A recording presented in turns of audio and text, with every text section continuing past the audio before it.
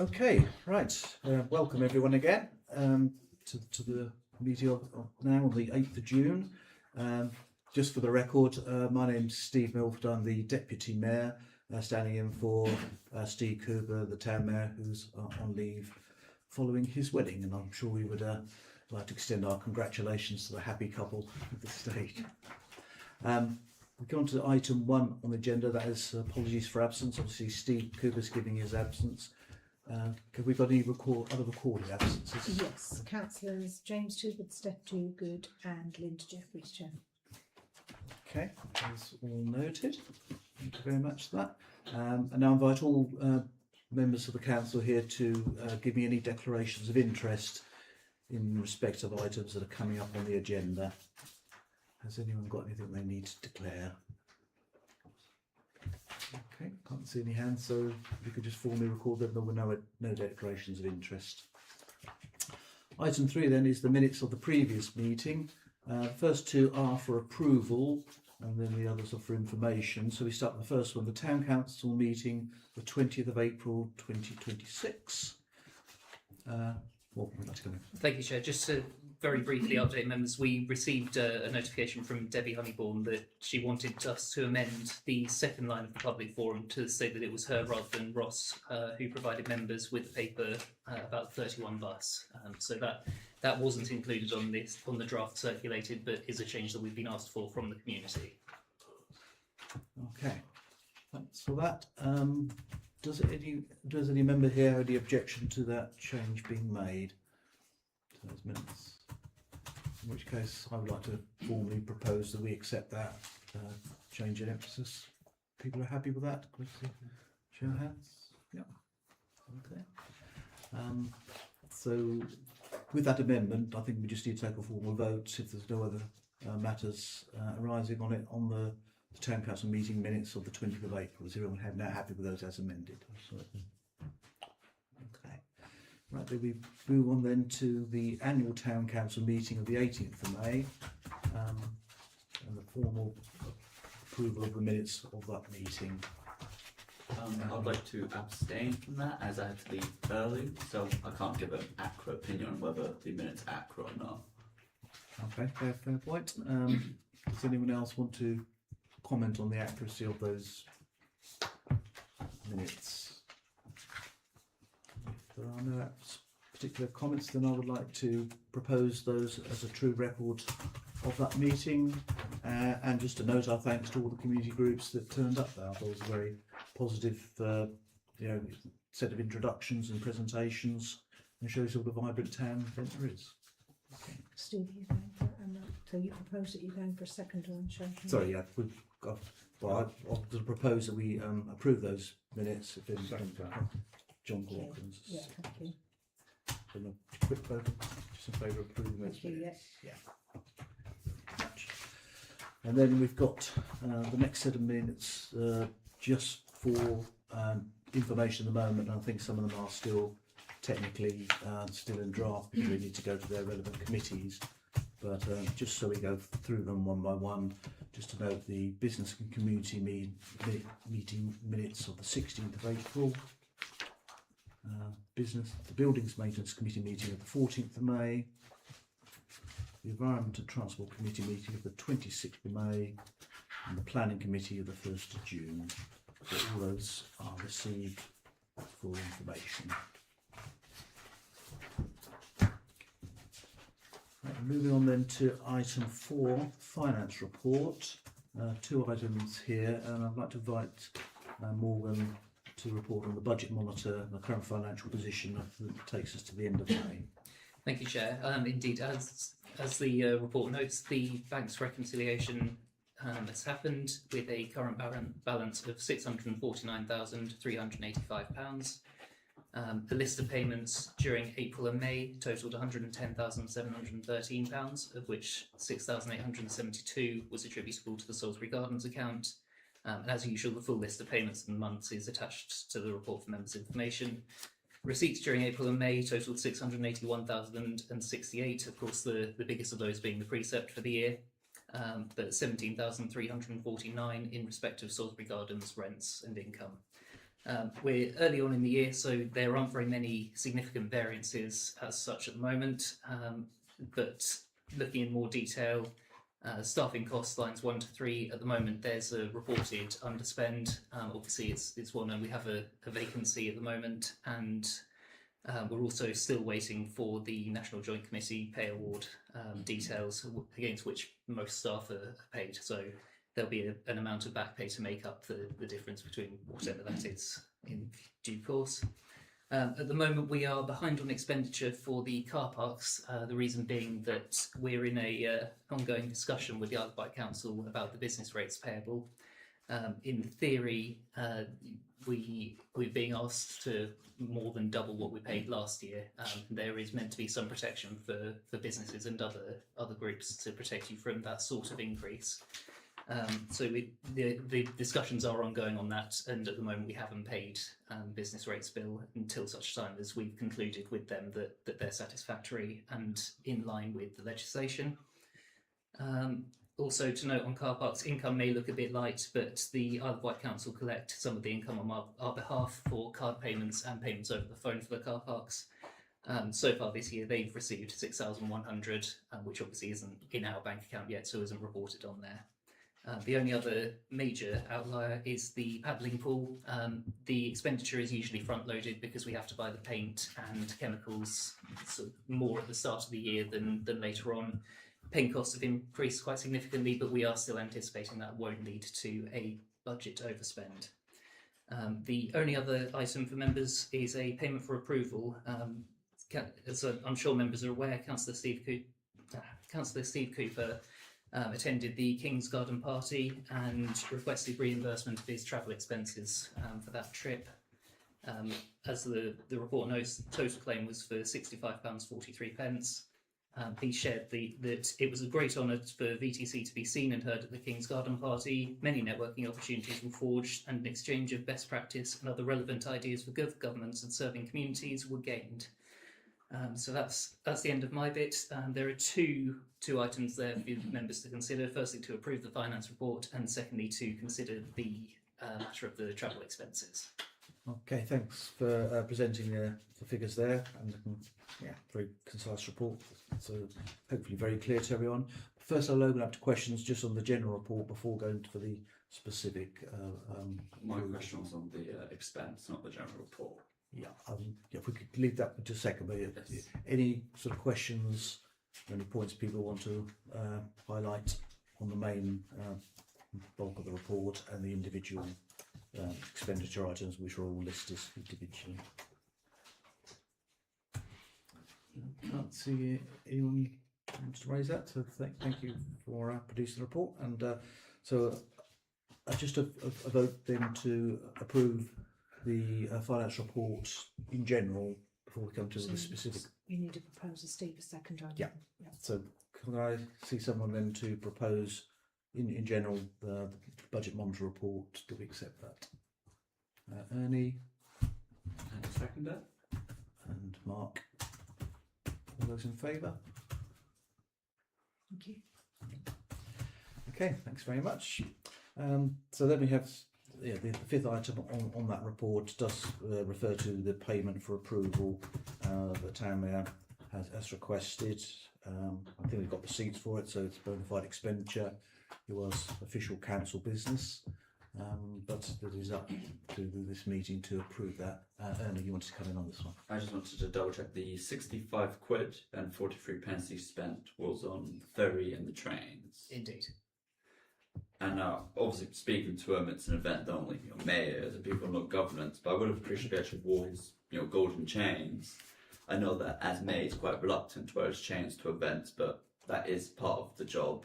I'd be happy to approve it, but just with the notion that I'd much prefer actually, fully signify that he is in fact a mayor. Point of maybe- order, Chair. Point of order, Chair. Yeah, That's not the question that's been asked. that is absolutely true. I think I'll keep it reasonably flexible and just note the concerns that some people have that the mayor's regalia should be worn at formal occasions. My understanding was that they were specifically told not to take the mayoral chains to the event, but that passing it on second hand. I didn't get that information directly, but I understand that was the case. Okay, there's no other kind of questions on the payment itself. We do need a proposer and a seconder to approve that. Can somebody? I'm happy to propose that we make that reimbursement. Propose. Councillor Watson proposing, then anyone to second? Braden to second. I can see a quick vote then. All those in favour of that? Okay, I think that's everyone. Right, thanks very much everyone for that. Then item 5, quite a bit of finance this time. This is the annual accounts, and this is to report on the year-end accounts for 25-26, which have just been completed. Again, we do need to actually formally vote on these, but I'll invite Morgan to speak to them first. Thank you, Chair. Yes, as I'm sure members are aware, I've pointed out during the year that because our expenditure is greater than £200,000, we're required to approve formal accounts on an income and expenditure basis rather than the simpler receipts and payments. So the process of converting our accounts into that has resulted in the report attached. The most significant difference in presentation this year is an inclusion of a more formal breakdown of the council's reserves. Obviously, last year it was a non-starter because we didn't have any, but for this year the amounts are included on the main paper as well as at the end of the report, just to make clear the position that we're in. So these include things like budgets that weren't spent during the year but obviously intended to be carried over and allocated to this year, those being £9,331 for the capital repairs budget, from which repairs to our buildings are being funded. There have been a number of times that we've discussed building a separate fund for this building, Salisbury Gardens, having identified it as a particular liability. So the figure of £12,043 is suggested there. That figure being the income over the budget that we've generated, and also we've managed to be below budget on expenditure. So those two figures combine to make that. We also agreed early on that in the case of there being elections during the year, that could prove expensive. So there is the remainder of last year's budget to start a sort of buffer for future elections in case they do prove to be expensive. We know that in, I believe it was Sandown or Shanklin, there was a single election that cost over 5,000. So it is prudent to do that. The Wellbeing Cafe's fundraising has never formally been stated separately, but they do make significant efforts to raise funds. It's only right that their fundraising is kept separately allocated to their expenditure. There's £2,250 of number 31 bus grant, which was received actually in 2024-25 and to be carried over into this year. And similarly, fundraising that happens at Thursday Kitchen. So there was some grant funding in previous years, as well as the difference between the donations received and the actual cost of putting the events on. So that continues to support it with a very reasonable float. And the £8,087 is various smaller grants that staff have applied for, and the events haven't happened yet, so that amount carried over. There is only one item which isn't on there, which should have been, so my apologies for that, which is the Environment and Transport Committee agreed during its meetings that the underspend against grounds maintenance should be kept in a separate pot to look after the vegetation overgrowth at Shore Hill, which we're still struggling to deal with. Actually, it's very hard to find a contractor willing to undertake that work. So that's £1,214, which would leave a general reserve balance of £24,570. Okay, thank you for that. That's very clear in terms of where we are. I think some of us are a bit surprised we ended up with quite so much balances, because there's we're £76,000 in the bank on top of a 7,000 surplus. So that's actually an 83,000 surplus on the year, which is again good news, but a bit more than expected. But I will open it up to questions first before I have any observations myself. Ian, yeah, it's just on the reserves. The reserves breakdown appears to be a mixture of what I would see as reserves, which is essentially money that we've got, which we're putting aside for unspecified future liabilities or for the general reserve, and then accruals, which are things that we know we're going to spend, like the buildings work that we've committed to, but just didn't get spent from last year's budget. Yeah, indeed. And then some of these are just like odd bits of money that's lying around. Yeah, they're sort of odd bits of money that are lying around that hadn't been accounted for previously, in essence, which we ought really to do.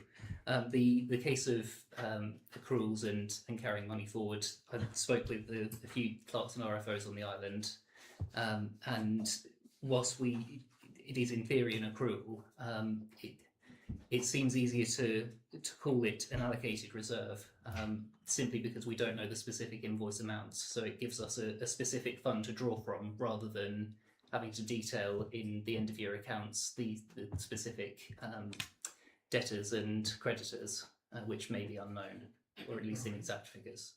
In a sense, we've got some short-term reserves and some long-term reserves, because the first one, the buildings, is committed because we've got things lined up that we need to spend that money on. Yes. The Salisbury Gardens Fund is a fund that we hope to build up so that as and when something significant on this building is due, we've got funds for it. The Elections Fund is a genuine, it's election reserves essentially. So as and when elections happen, we've got again money aside for it. Wellbeing Cafe fundraising balance, wouldn't that just go to offset their costs? It depends on how the council decides to deal with that matter in particular. In previous years, it's been almost separately accounted for, hence its lack of inclusion in previous year's balance statements. It could well be, yeah. Right, and then again, funds from grant projects held over. That's going to be the same as the buildings. So it's going to be spent. It's committed spend, yeah. And then, but the Thursday Kitchen fundraising balance again, it's just a pot of money there. Yeah.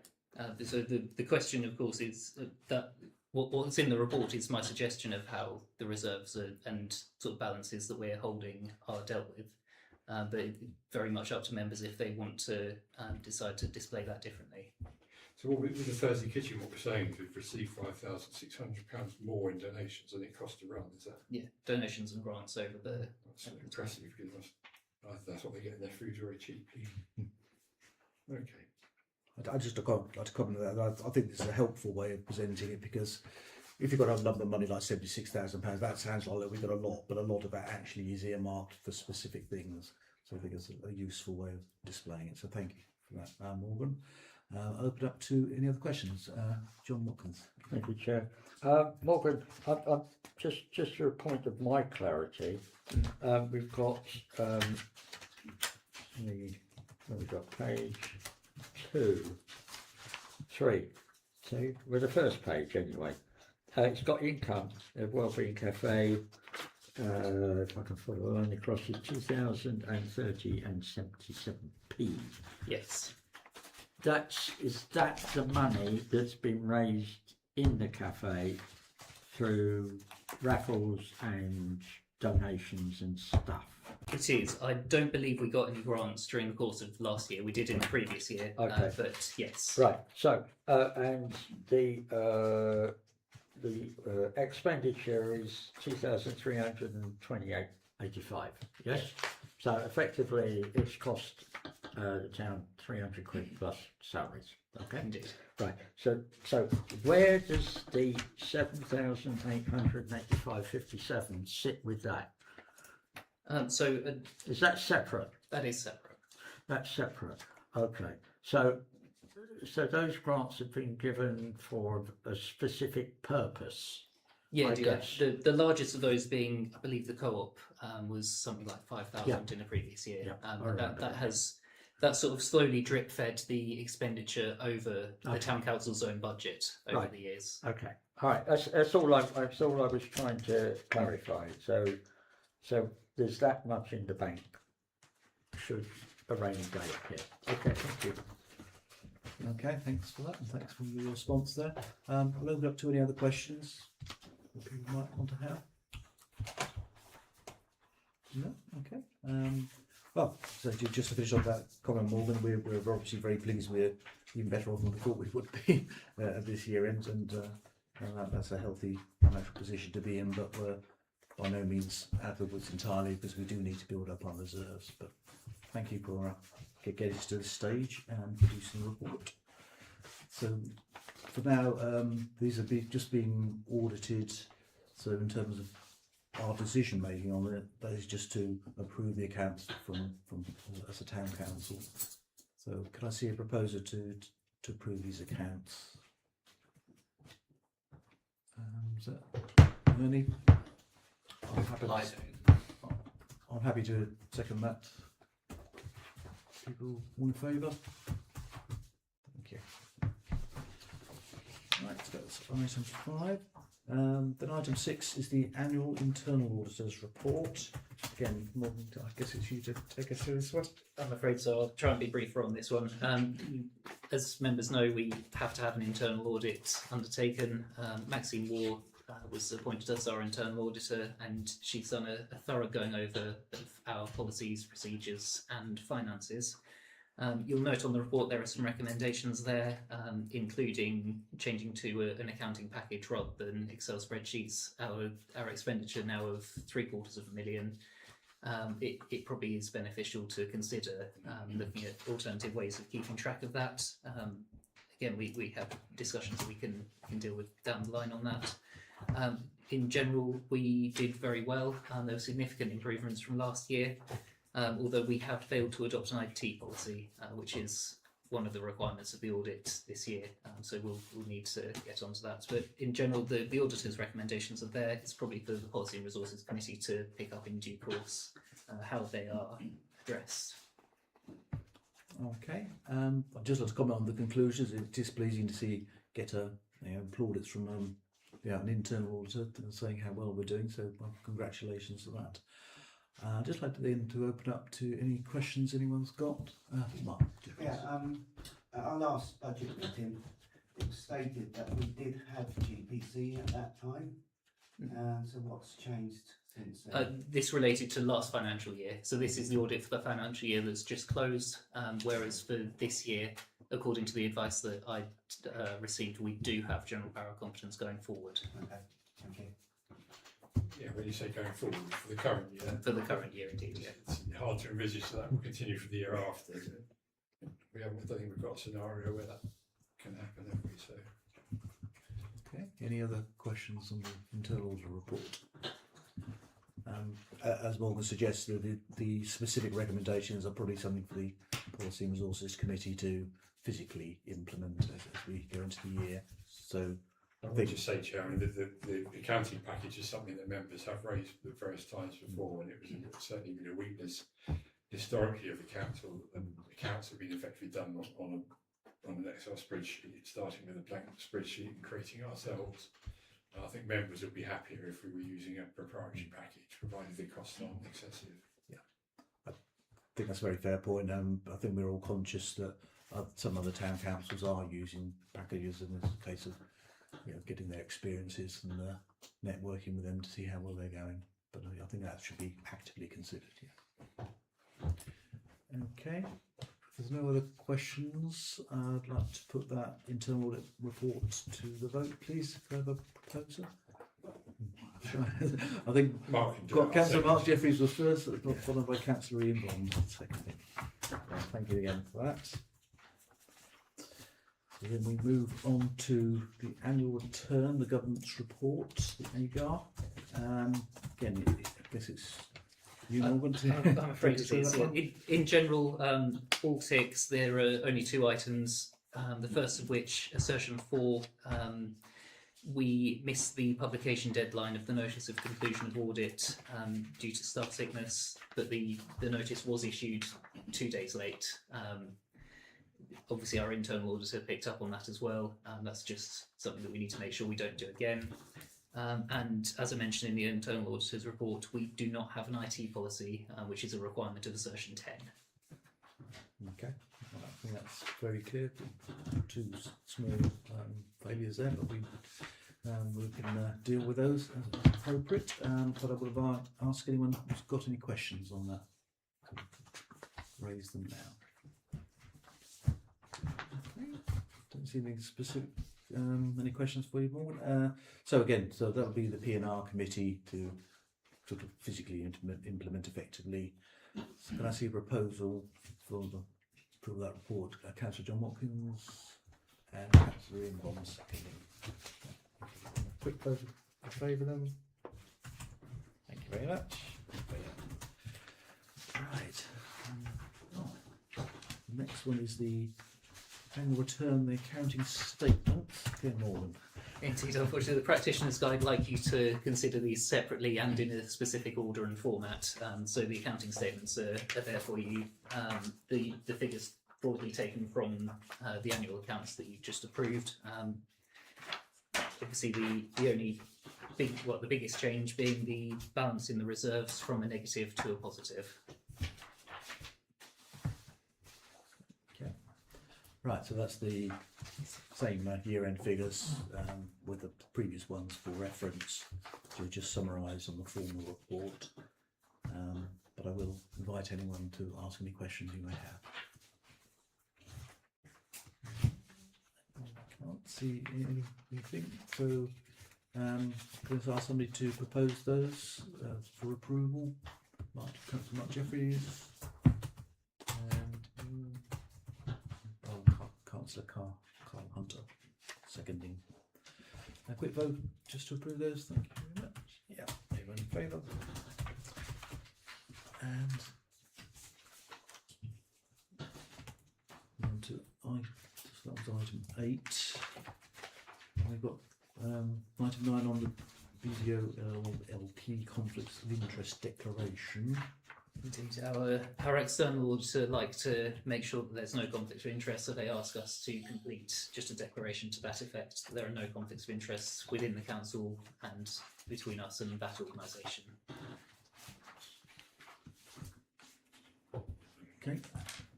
Has anyone got any questions on what that means before we just formally vote to accept it? Everyone happy to understand that? Who's BDO? They're the external auditors. Oh, okay, fair enough. That's fine. Yeah. Yeah, I think they do just about everything on the islands. Don't they? I think most of the south coast. No problem. Okay. Right, can I just propose then that conflict of interest statement is formally approved? Councillor Watkins and Braden. Thank you very much. And those in favour? Thank you very much.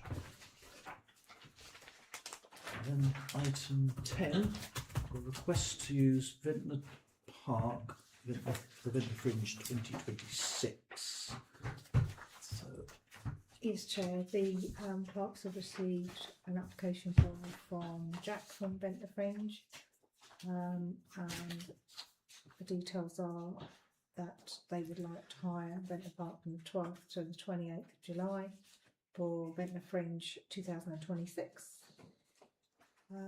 And the clerk suggested to Jack that we could leave Ventnor Park toilets open, but they could provide the cleaning, because during Fringe fortnight our cleaning team is constantly replenishing toilet rolls and sundries in the toilets, and there's much more cleaning required. They have subsequently come back and suggested that the cleaning team would continue with their routine during the day, but that the toilets would be locked in the evening. That is still likely to mean that during Fringe fortnight our cleaning team are going to be producing additional working hours, simply because they're going to be keeping on top of the toilet rolls and sundries, etc. okay, so have we got a figure for that in terms of what we approximately think that would Yeah, cost? so Because the- that's effectively part of the recommendations. Yeah, the higher charge of 2,200 plus VAT and a refundable deposit of £600, which is not subject to VAT. So we haven't increased the price from previous Sorry, there's- years. So I was asking, sorry, so Oh, it's sorry. slightly different. Yeah, so you said there was the agreement to the hire would include a provision for us doing effectively more work on cleaning the toilets, which Yeah, would we've always done that. Yeah, but we've always- there will be an extra cost, I think you're suggesting. I think, yes, to Ventnor Town Council there will be, yeah, because there'll be additional staff hours, yeah. Okay, well, think we need to just a ballpark figure of understanding what that might mean as part of the approval. So I'll bring in other councillors to Just the conditions, and don't state that. The conditions here say that the Fringe will arrange cleaning of the facilities It is. alongside the cleaning of the portable toilets. That is not what we got here. No, indeed. At the time of writing the report, that was the suggestion that we went to with the Fringe. But obviously, subsequently, we've heard back that they're not willing to undertake cleaning of the toilets for the duration, and they suggested actually that we close them at night time when they're most likely to suffer any more serious damage. So the question is whether we continue to clean them on the usual regime of 3 times during the day during the summer, or I mean, it's quite likely that, although we'll keep to that regime, the actual cleaning time will end up being greater, because we'll go from sort of 20 users a day to hundreds for that period of time. Okay, well then I would propose then we increase the hire charge. Before we get Yeah, to no, counter no, proposals, it I'd doesn't like to come, bring it's in just- Councillor Bond with Yeah. I was going to ask a similar thing. Just for, well, I had 3 points. One was just to ask whether we can lock the toilets, because we certainly couldn't. We will be able to by then. That's Yes. helpful. One of the conditions which we've always applied in previous years, and I'm sure it isn't an issue because it's always happened, is that the park remains freely accessible for other users. That ought to be a condition, even though I don't think it will be an issue with the Fringe because we've always had that in previous years. But I think there have been issues about over-eager solicitation of donations when people are going into the park for other reasons. We need to just be clear that the park is freely accessible. Yeah, the other thing that occurs to me is just the dates. Is that a longer period than they've had in the Yeah, past? it is, isn't it? It's 16 days, isn't it? Because I mean, the Fringe is normally a week and 2 weekends. Now, okay, they need a few days to set up because it's big stuff, but I mean, 16 or 17 days isn't it, altogether. That's a lot. That's quite a long time. I can only assume that they're planning to sort of take more time to build the stuff there than previously. Wouldn't the hire charge be prorated to the period? Depends whether the hire charge is set to include take up and set down time, or whether it's set at being a rate per day for the actual time that the Fringe event is on, which I don't think has ever been sought for clarity. But it says here, agree the dates of 12th to 28th of July, inclusive for hire of Ventnor Park. So that's saying they want to hire Ventnor Park for those dates. And if those dates are different from what's happened in the past, then the charges have got to reflect that, surely. I mean, that's a fair observation. I'm just wondering whether it is more preparation time we're talking about rather than actual. It doesn't matter, surely, if they want to. They want the dates, those are the dates, 17 days, as Ian's just said, then, and it is a longer period. I'll bring in. I'll take various points before we kind of bring this to some sort of recommendations. Councillor Jeffries. Yeah, Chair, I don't think we can actually agree on this in this meeting without more information. I agree, it's all a bit vague, isn't it? Well, it's only a month away. We need to. Yeah, we do need to agree something unless we're going to propose an extraordinary meeting. So why hasn't this come before us before now? I think we've had it in sort of outline terms, but not the specific proposal. Councillor Hunter. Yeah, so that looks to me we just need to see what we charged last year over how many days. That would get a day rate, and then you can, if you're happy to apply the same day rate for this year. But if we got that information, how soon can we make a decision on that? Obviously, with the timeline. Obviously, we don't interrupt. I'll take advice from Morgan, but I think the reality is we would have to have an extraordinary full council meeting Indeed, you could, of course, or unless we delegate the power. indeed, you could delegate that power, as Carl's outlined, to look at the previous rate, find the day rate, multiply it, and approve. Because I've got a feeling from members that it's unlikely that you would turn down the request to hire the park to the fringe in general. So it is looking at the specifics, and as you point out, we could work out the day rate from previous years, multiply it by the days that they've requested, and that would settle that part. And that seems to be the only bit under any sort of extreme questioning. So long as we include inflation in the price from last year. Prices go up, staff costs go up, everything goes up. So therefore the high charges have to reflect that, surely. And do we need to include the, obviously, if we are agreeing to be responsible for the condition of the toilets, and the usage of the toilets is probably going to go up like tenfold, I would imagine. So are we going to put the additional cost on top of that as well? The toilets, is that? It'd be hard to establish in advance exactly how much additional cost there will be in terms of cleaning the toilets. It could be an extra half hour a day, it could be an extra 2 hours a day. It's too variable to predict in advance, realistically. The only option would be to consider deducting our additional costs from that refundable deposit at the end. That's a good idea. Okay, we're thinking a bit off the hoof here, but before we sort of come to sort of concrete journey. Yeah. Would we stick with the £600 deposit, or would we increase that along with the other price increases? Because I mean, it's really there just for security, and ultimately it does go back to them, assuming they don't burn down the park. Yeah, as a deposit, I would assume that it'd be bearing in mind it was the same last year. It wouldn't change that much, but again, we would take advice from Morgan. They surely would have to have insurance. They'll have their insurances. Right. Just one other question, if I may, Yeah, Chair. of course. When was this request made? It was made while I was on holiday. I can't feel so long ago. I don't remember when that was now. It's possibly 3 weeks ago. That seems Was it 2? foolish to say that So- it's Yeah, sorry, councillor. Just forget what I'm looking at last year. Last year we went to the Environment Committee, it didn't come to Council, and it was dealt with on the 13th of May, so we are running later than before.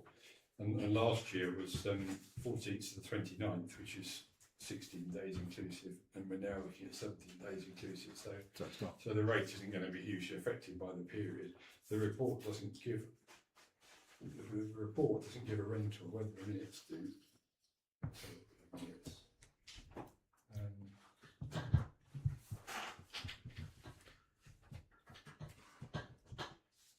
Yeah, but the rent, there's no record of how much was paid last year.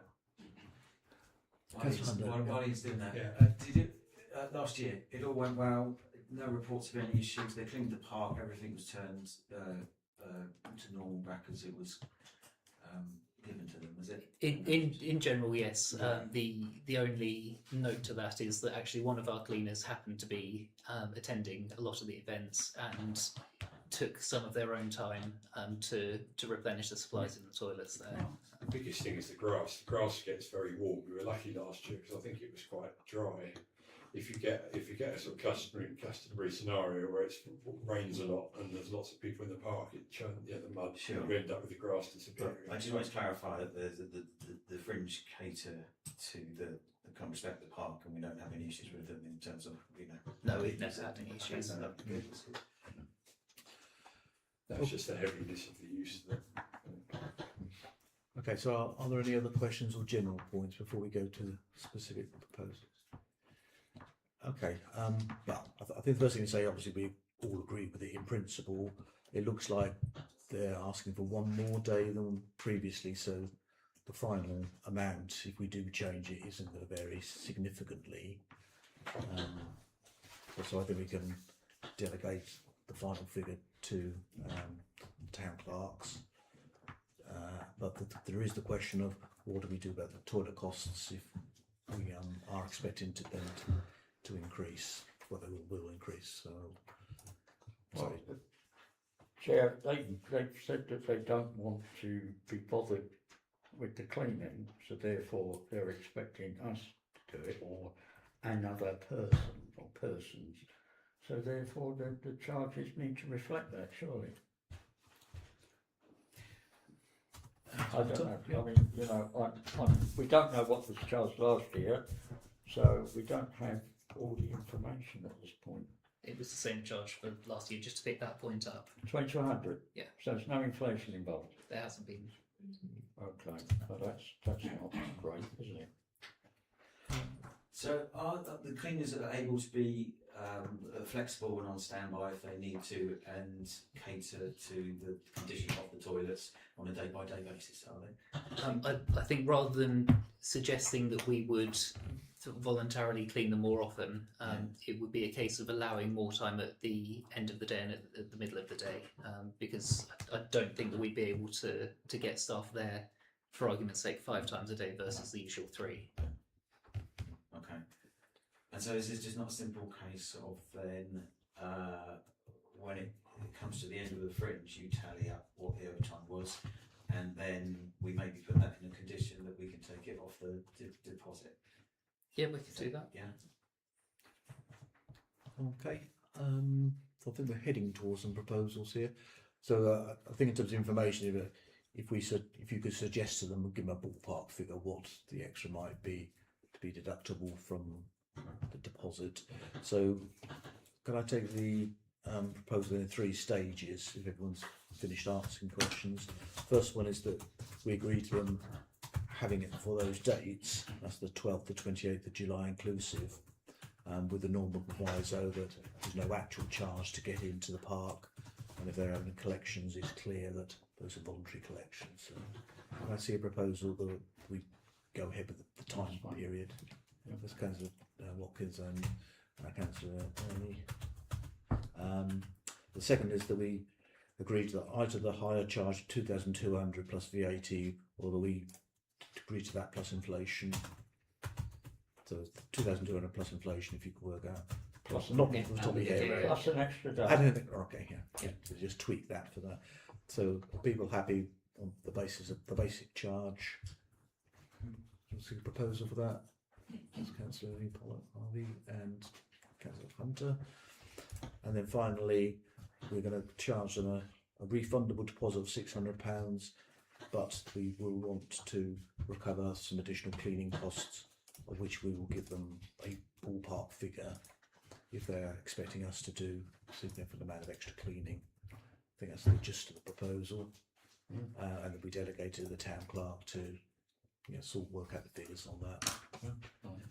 Can I see a proposal for something like that, unless anyone's got any alternative? That's Councillor Jeffries and Councillor Hunter. Okay. Does that include all the decisions we need to make on that? Thank you. Right, thank you everyone for your time on that one. That completes item 10. Item 11, unfortunately we are in a position where we have to vote on excluding the public press. You've been very welcome, hope you enjoyed the meeting, thank you for attending. But we now need to consider the following confidential items. So I'm going to put it to the meeting that we resolve under the Public Bodies Emissions to Meetings Act 1960 to exclude the public and press whilst we consider those items. Can I see all those in favour of the public exclusion? Everyone's in favour. Thank you everyone. Bye. Thank you.